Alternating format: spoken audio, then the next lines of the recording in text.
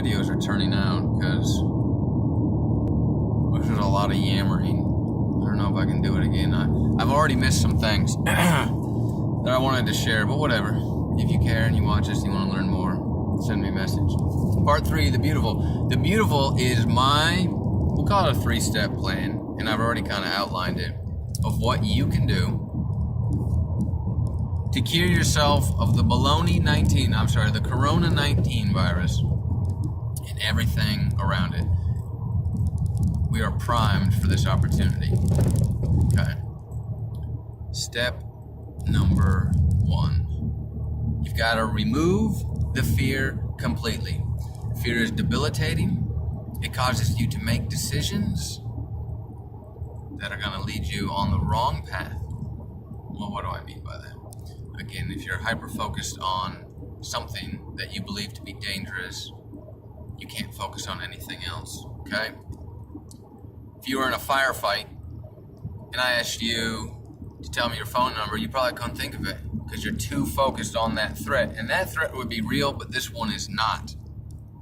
So, in order to free up some bandwidth in your mind, we need to remove the fear. How do we do that? First, quit watching the news.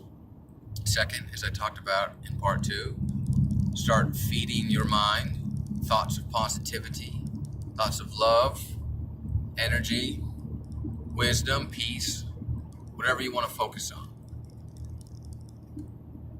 Now you've removed that burden.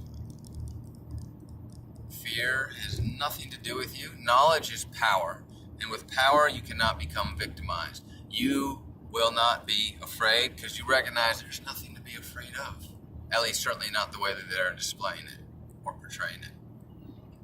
So step 1, we remove the fear so we can move on. Number 2, and this is very important, probably the most important. Don't care what religion you follow, even if you don't follow one, you're spiritual. You must come to terms with the fact that you are a being, a human being, that exists beyond this suit of flesh and blood with 100% mortality rate. Your body is but a vessel for your soul. Your soul is a point of infinite consciousness. We are a part of the all, and the all is a part of us.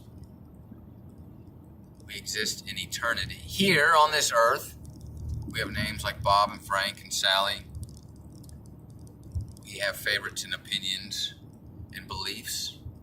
But your spirit energy transcends that.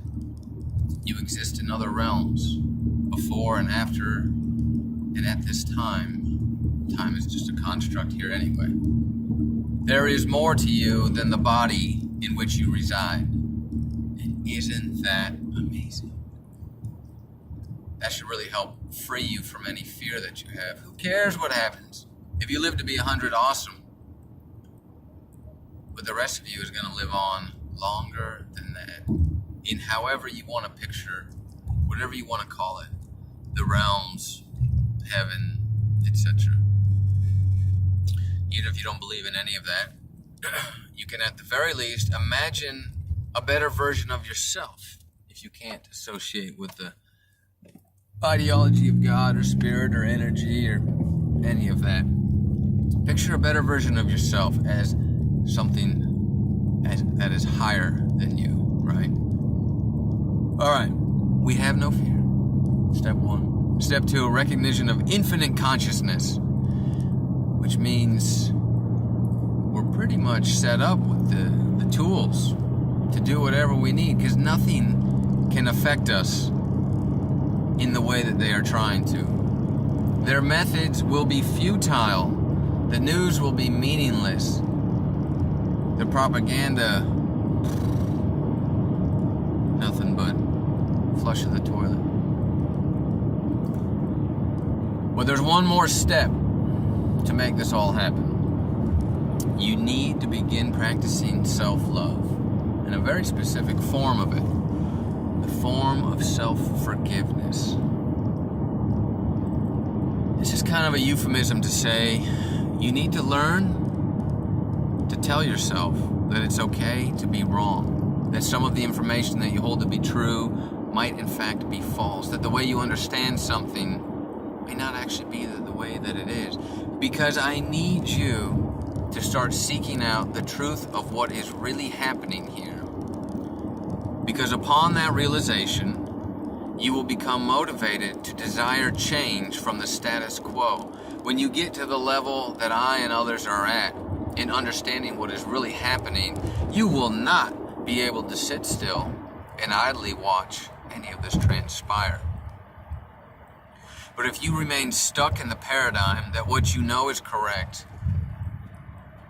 and you're unwilling to present to yourself the possibility that you've been led to believe a half or a full lie, then you can't make change. I would rather talk to someone objective that knows nothing about the topic than someone that is considered an expert that has already made up their mind. Because most people are not willing to admit when they're wrong. So, if you can begin a practice of self-love in the form of self-forgiveness, change the connotation of what wrong is. Don't think of it that you're ignorant, because people don't like that word. You simply don't know yet, or not all the facts have been presented to you. Because that way, when it does show up, that wall will have come down, that paradigm wall, that I'm right, it's wrong. Your cognitive bias won't be a problem. And the right information will more easily and effectively get into your brain. And at that point, game, set, match. You have no fear, they have no control. You're a point of infinite consciousness. Nothing that happens to you now will be everlasting. It's but a fart in the wind. And now you can allow yourself the ability to change what's in your mind and not get upset about it as the truth presents itself. So after you do those three things, just start listening to other people that have an alternative message. Maybe it's the people I mentioned. Go listen to the guys on London Real with Brian Rose. It's a great starting point. Tune in for episode 3 of Ike on Rose on Sunday on their own alternative digital sharing platform. Start questioning things. They will not add up when you start to look at it all. If you take a step back and say, why is this business open and this one's not? How can anyone determine who is essential and who is not? Why can these groups seem to form and these not? Oh, maybe there is another narrative behind it all. If you know where they are trying to go, you'll understand the steps they are taking. And what is so amazing is no matter how bad it's gonna seem, because it's gonna get really, really fucking twisted, and I am of the mindset that likely it's more true than false when you start uncovering all this stuff. We're talking about the pedophile rings, the cannibalism, the spirit burnings, spirit dinners, all this weird, sick, twisted shit that the people are into that are trying to control your life. When you start realizing who Zuckerberg is related to, who Musk is related to, these aren't coincidences. What the Gates have been up to in the longevity of their existence, okay? The proposals that are already on the table for how they want to control and manipulate us, it's bad. But all the guys that I listen to and myself, no matter how bad it looks, I am extremely, extremely hopeful that we are at a turning point in humanity. Just need a few people to wake up. Remove the fear, recognize your infinite consciousness, practice self-forgiveness, dig for the truth, and the rest will unfold. As they say, the truth will set you free. Very hopeful. Well, that concludes part 3. I don't know if this shit made sense. It's kind of hard to drive and do it. I like walking and talking, but then the camera's not steady. I apologize that I'm watching the road, not looking at the camera.